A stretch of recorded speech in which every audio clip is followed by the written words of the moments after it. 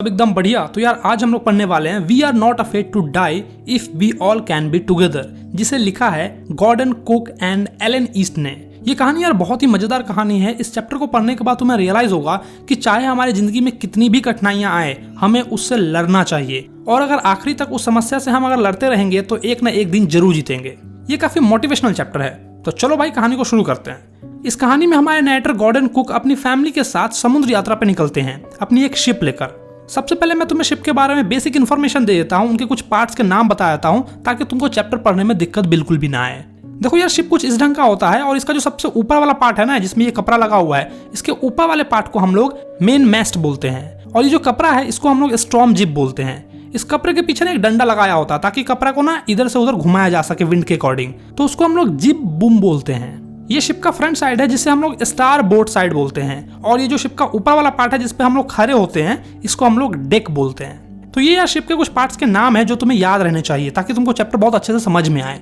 तो चलो यार कहानी को शुरू करते हैं और एकदम मूवी की तरह देखते हैं, मजा आ जाएगा तुमको। जुलाई 1976 मेरी वाइफ मैरी, मेरा बेटा जोनाथन जिसकी उम्र 6 साल थी, और मेरी बेटी सुजैन जो 7 साल की थी। हमने आज से 200 साल पहले कैप्टन जेम्स कुक द्वारा की गई विश्व भ्रमण की समुद्र यात्रा को दोहराने का निश्चय किया।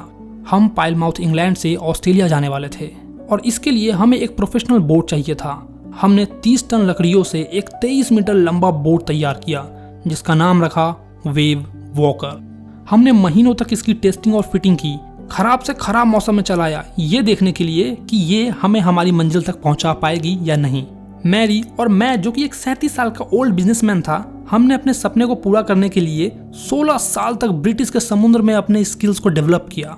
हमने वो हर छोटी से छोटी चीज सीखी जो हमें इस जर्नी को सफल बनाने के लिए सीखनी चाहिए थी। हमें ये पूरा सफर 3 साल में तय करना था, जिसका पहला पार्ट 1,05,000 किलोमीटर बड़ी ही आसानी से बीत गया। हम पाइलमाउथ इंग्लैंड से अफ्रीका के वेस्ट कोस्ट केप टाउन पहुंच गए। केप टाउन पहुंचने के बाद हमने अपने मदद के लिए 2 प्रोफेशनल वेल ट्रेन्ड नाविकों को अपने साथ ले लिया। एक का नाम था लैरी वीगल जो कि अमेरिकन था, और दूसरे का नाम था हर्ब सिगलर जो कि एक स्विट्जरलैंड वासी था। क्योंकि अब हम लोग वर्ल्ड के सबसे खतरनाक समुद्र का मुकाबला करने जा रहे थे, द साउथर्न इंडियन ओशियन। हम लोग केप टाउन से ईस्ट की ओर चल पड़े। हमें केप टाउन से निकले बस 2 ही दिन हुए थे और तेज हवाओं ने हमें तंग करना शुरू कर दिया। कुछ हफ्तों तक ये तेज हवाएं यूं ही बहती रही। मुझे ये तेज हवाएं परेशान नहीं कर रही थी, मुझे डर लग रहा था तो बस उन ऊंची ऊंची लहरों से, जिसकी ऊंचाई कम से कम 15 मीटर थी, जितनी हमारे बोट की मेन मास्ट की ऊंचाई थी। ये एक चेतावनी थी। 25 दिसंबर तक हम लोगों ने केप टाउन से ईस्ट की ओर 3,500 किलोमीटर की दूरी तय कर ली। खराब मौसम होने के बावजूद हमने अपना क्रिसमस बहुत ही शानदार तरीके से मनाया। नए साल के दिन तक भी मौसम में कोई बदलाव नहीं आया, लेकिन फिर भी हमने अनुमान लगाया कि जल्द ही मौसम बदल जाएगा, और ठीक वैसा ही हुआ। मौसम बदल तो गया, लेकिन ठीक होने के बजाय और ज्यादा खराब हो गया। 2 जनवरी को लहरों ने विशाल रूप धारण कर लिया। हमारे पास बस एक छोटा स्टॉर्म जिप था, लेकिन फिर भी हम बड़ी ही तेजी से आगे की ओर बढ़ रहे थे। हमारी स्पीड लगभग 8 नॉट्स थी। हवाएं इतनी तेज थी कि कानों में दर्द शुरू हो गया। नाव को धीमा करने के लिए हमने स्टॉर्म जिप को गिरा दिया और शिप के पिछले हिस्से को हमने रस्सी से बड़ी ही मजबूती से बांध दिया, और फिर सभी चीजों को दोबारा से कस के बांध दिया। हमने life raft drills, oil skins, life lines और लाइफ जैकेट्स भी पहन ली। हम अब पूरी तरह से उन लहरों का सामना करने के लिए तैयार थे। शाम के 6 बज गए थे और सब चीज एकदम शांत हो गया। हवाएं थम सी गई, लहरें शांत हो गई और आसमान एकदम काला पड़ गया, मानो ये तूफान से पहले की शांति थी। शिप के पीछे बहुत बड़ा बादल मंडरा रहा था। शायद ये बादल था ही नहीं, ये तो लहरें थी, मामूली लहरों से दुगनी और डरावनी, जो बड़ी ही तेजी से हमारी ओर बढ़ती जा रही थी। आसमान गरजने लगा। शिप का पिछला हिस्सा लहरों की ओर था। मुझे लगा हम उसके ऊपर से निकल जाएंगे, लेकिन एक बहुत ही भयंकर धमाका हुआ और सब चीज तहस नहस हो गया। शिप पूरी तरह से टूट गया। मेरा सर जाके व्हील से टकरा गया और मैं बोट के बाहर जा गिरा। मैं लहरों के अंदर डूबता जा रहा था। मुझे ऐसा लग रहा था कि मौत मेरे बहुत ही करीब है। मैं धीरे धीरे अपना होश खोता जा रहा था और एकदम शांत महसूस कर रहा था, पर अचानक से मेरा सिर पानी से बाहर आया। मेरी जहाज वेव बॉल कर मुझसे कुछ ही मीटर दूरी पर थी, पर वो भी उल्टी हो चुकी थी। तभी एक लहर आई और मेरी जहाज फिर से सीधी खड़ी हो गई। मेरी लाइफलाइन अभी भी शिप से बंधी हुई थी। जैसे तैसे उसे खींचा और शिप पे वापस जा गिरा। शिप पे पानी भर चुका था। पानी की लहरें मुझे कपड़े की गुड़िया की तरह इधर उधर पटक रही थी। मेरी लेफ्ट रिब्स टूट चुकी थी, मुंह से खून आ रहा था, दांत भी टूट चुकी थी। पर जैसे तैसे करके मैंने स्टीयरिंग व्हील को संभाला ताकि नाव का पिछला हिस्सा फिर से आने वाले लहरों का सामना कर सके। चारों ओर पानी ही पानी था। मुझे ऐसा लगा कि शिप के निचले हिस्से में भी पानी भर गया है, पर मुझ में इतनी हिम्मत नहीं थी कि मैं व्हील को छोड़कर नीचे जाकर देख सकूं। तभी अचानक सामने का दरवाजा खुला और मैरी दिखाई पड़ी। हम डूब रहे हैं, वो चिल्लाई। डेक चकनाचूर हो गया है, हम पानी में लबालब हैं, तुम व्हील संभालो। मैं दरवाजे की ओर बढ़ते हुए चिल्लाया। नीचे जाते से ही मैंने देखा लैरी और हर्ब पागलों की तरह पानी को बाहर निकाल रहे थे। शिप का अगला हिस्सा दब चुका था और जगह जगह से पानी अंदर आ रहा था। कपड़े, क्रॉकरी, चार्ट्स, टीन और खिलौने वगैरह पानी में इधर उधर तैर रहे थे। जैसे तैसे तैरते रेंगते हुए मैं बच्चों की केबिन तक पहुंचा और उनसे पूछा, क्या तुम लोग ठीक हो? हाँ, लेकिन मेरा सर दुख रहा है। मेरी बेटी सुजैन ने अपने आंखों के ऊपर सर पे लगे हुए चोट को दिखाते हुए बोला, पर मेरे पास उतना समय नहीं था कि मैं उसको ठीक से देख सकूं। मैंने हथौड़ा, पिंच और कुछ कपड़े लिए और डेक पर वापस जाके स्टारबोर्ड साइड का टूटा हुआ हिस्सा बनाने में लग गया। अगर मैं उसे ठीक नहीं करता तो हम शायद सच में डूब जाते, क्योंकि हर एक लहरों के साथ पानी अंदर आता जा रहा था। जैसे तैसे मैंने होल्स को बंद किया। थोड़ा मोड़ा पानी अब भी अंदर आ रहा था, बट ज्यादातर पानी एक और साइड होने लगा। कहते हैं ना, समस्या आती है तो चारों ओर से आती है, और मेरे साथ भी बिल्कुल ऐसा ही हो रहा था। मलबों के कारण इलेक्ट्रिक पंप्स खराब हो गए, हैंड पंप्स ब्लॉक हो गए और पानी धीरे धीरे बढ़ता ही जा रहा था। डेक पे वापस आने पर पता चला हमारे 2 स्पेयर हैंड पंप्स और जितने भी बाकी जो चीज थे वो सब के सब चीज टूट चुकी थी, खराब हो चुकी थी।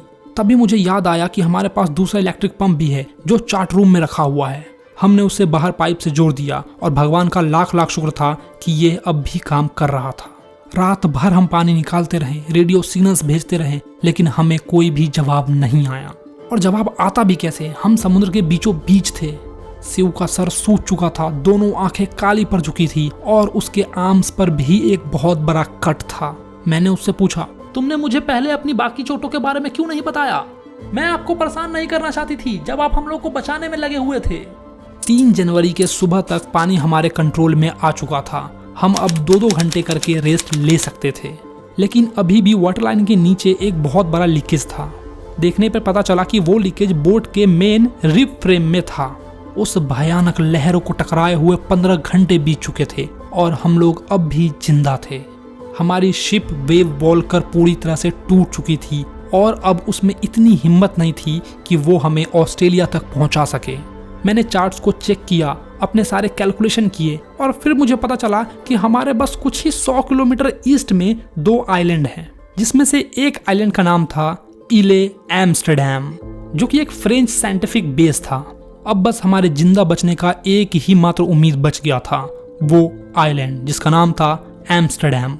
लेकिन जब तक हवा और सागर शांत नहीं हो जाते हम अपना सेल नहीं खोल सकते थे।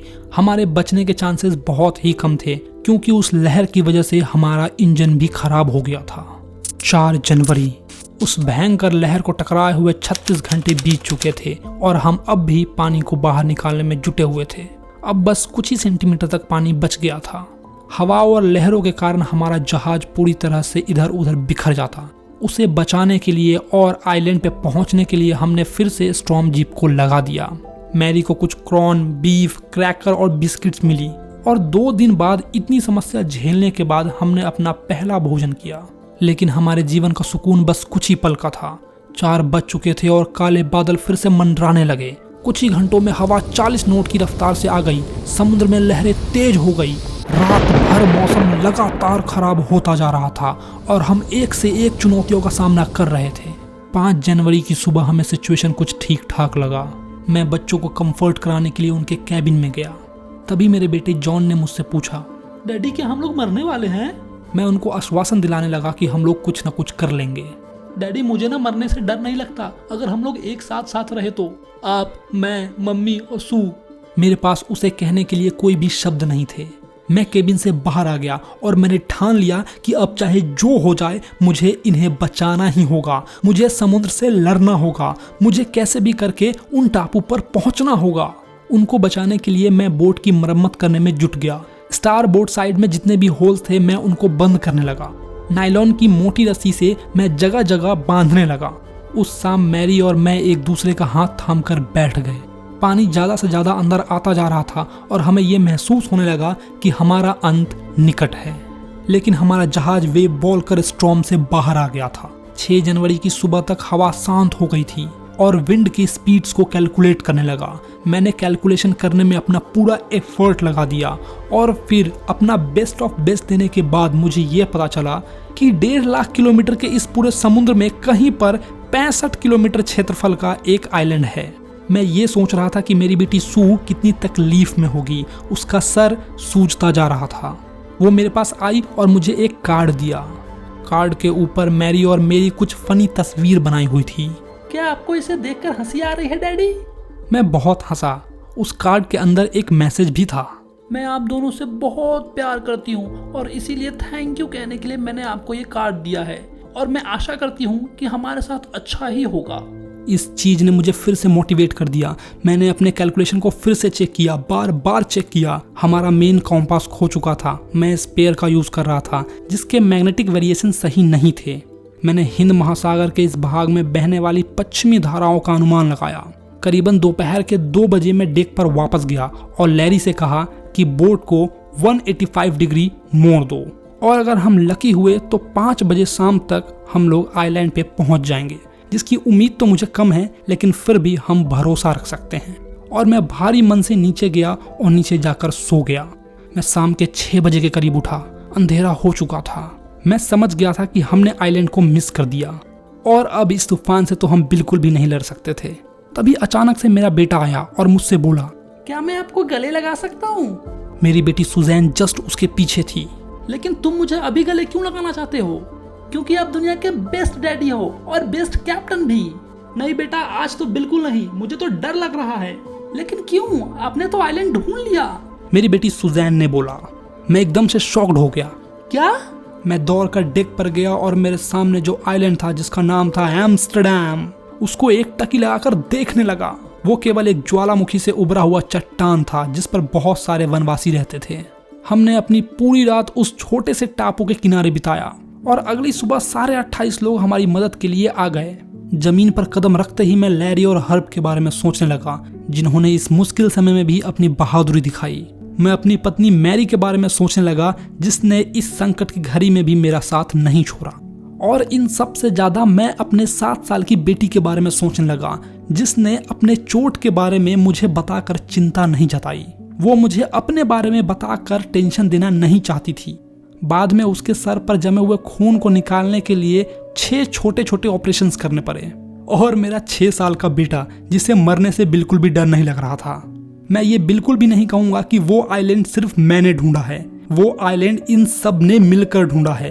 वो हमारा जीवन था जिसका नाम था एम्स्टर्डम। देखो यार, संघर्ष ही जीवन का दूसरा नाम है। अगर तुम किसी प्रॉब्लम में फंस जाते हो तो अपनी पूरी ताकत लगाओ और उस प्रॉब्लम से निकलने की कोशिश करो। मैं ये दावे के साथ कह सकता हूं कि एक ना एक दिन तुम उस प्रॉब्लम को बिल्कुल सॉल्व कर पाओगे। खैर